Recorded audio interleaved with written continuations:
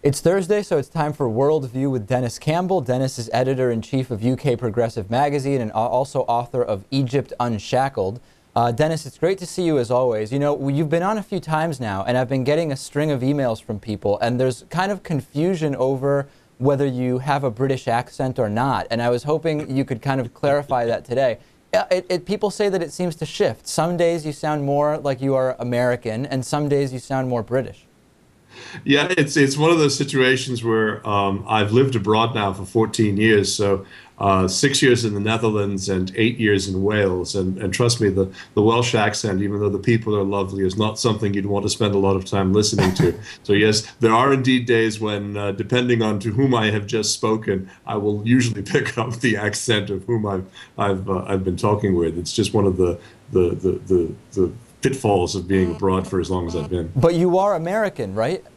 I was born in Boston, Massachusetts, and I've spent most of my life, first 40 years anyways, in America. I've lived in Miami. I've lived in Washington, D.C. I was a lobbyist for a bit. Lived in Los Angeles, where I worked with the entertainment industry, in Nashville, Tennessee, and then finally moved here in 1998 to this part of the world. Wow, so you've just basically picked up a little bit of the British accent, I guess we could say. You do, and you try not to mimic because that also does not sound very polite. But you do try to adapt a little bit to the background and wherever you are at the time. It's just not always very easy. All right. Well, hopefully that'll kind of explain to people a little bit, and we'll get less questions about it. We do want to talk about the airline industry. You know, in the U.S., we've had this incredible shift in the airline industry over the last 10 to 15 years. I mean, many of the major airlines struggling to even stay out of bankruptcy. We've had the so-called low-cost carriers like Southwest and Spirit and JetBlue develop, even though they're not even less expensive for many of the routes in the U.S. And we've also had a lot of labor issues around airlines in the U.S. In Europe, what's the state of the airline industry? I mean, both in terms of the relationship to labor, but also are the European airlines always at risk of going bankrupt? Well, you have a number of rules under the European Union that prevent nation states from protecting their flag carriers, the legacy carriers. You know, your legacy carriers would be American, Delta, United. Here it would be British Airways. It would be what's left of Alitalia. It'd be KLM, etc. Those are the legacy flag carriers with much higher cost structures, much higher union structures, and just as in the United States, they're suffering under all sorts of things, from fuel prices to the cost of labor to the changing in passenger. You were talking about Southwest a moment ago. We have two fairly European-wide discount airlines here. EasyJet is one, and the other is probably more infamous. That's the Irish airline Ryanair. And they advertise pretty frequently, or they used to, that you could fly anywhere for 50 pence or basically a dollar. And they've now all been forced to disclose all of the other hidden costs, etc.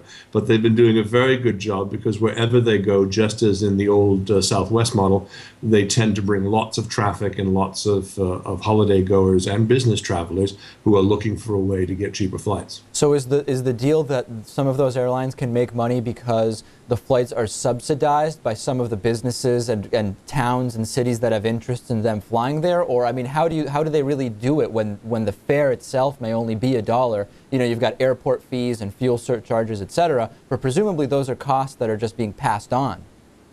Exactly. The costs that are being passed on, like for example, Ryanair got into a lot of hot water for saying, you know, you could travel for £1 or £2 or £3, which is, you know, the equivalent of less than $10.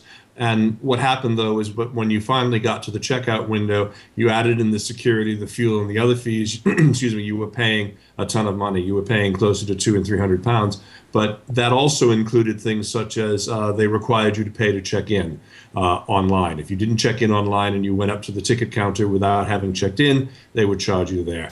And there were all sorts of benefits. I think Southwest, when I've traveled there, has a preliminary boarding lane, similar sorts of things here. They charge you for baggage. They charge you for food.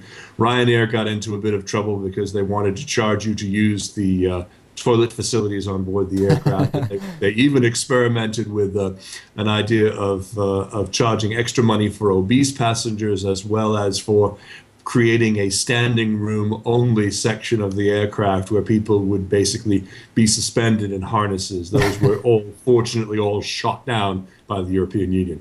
Let's talk on the labor side. I mean, in the U.S., you have this huge divide between the regional carriers and then the kind of national carriers. And there's a lot of documentaries, including, I think one is called Flying Cheap, which really outlines that on the regional carriers, many times the pilots and first officers are making, you know, sometimes even under $20,000 a year. They basically can't even afford housing, so they have these kind of flop houses where 10 or 12 pilots or first officers will pay $50 a month to sleep in.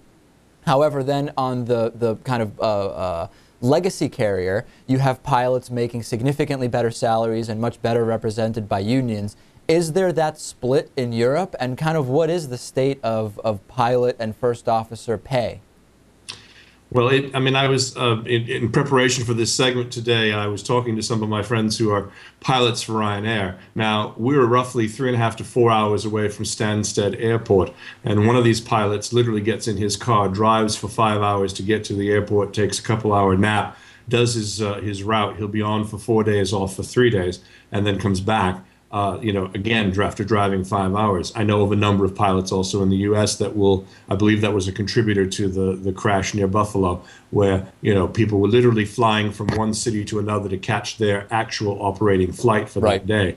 We do have two tiers of pilots. For example, Ryanair, I'll use them as an example. When they started, they had about 450 employees that were grandfathered into the original program. Those people are making a very, very good salary. I saw the average salary for a Ryanair pilot right now is somewhere around about £60,000, around about 90,000 US dollars. It's a good living, but they're being chipped away at all sorts of different flight rules and work rules. And there's a difference between being a non-union carrier and a union carrier. Some of the non-union carriers do reasonably well because they're able to do more than just one task.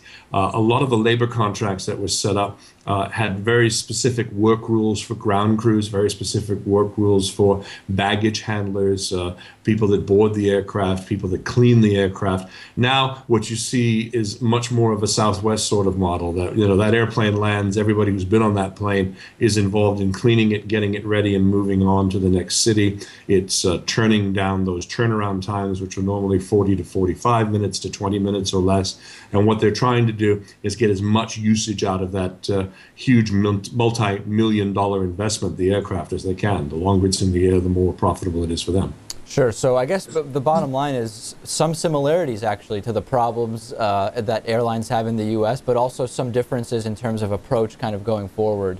Fascinating stuff. We've been speaking with Denis Campbell, editor-in-chief of UK Progressive Magazine, author, of course, of Egypt Unshackled, and the ebook also, Lipstick on This Pig. Is that right? That is correct. All about the 2012 election and our wonderful GOP opponents.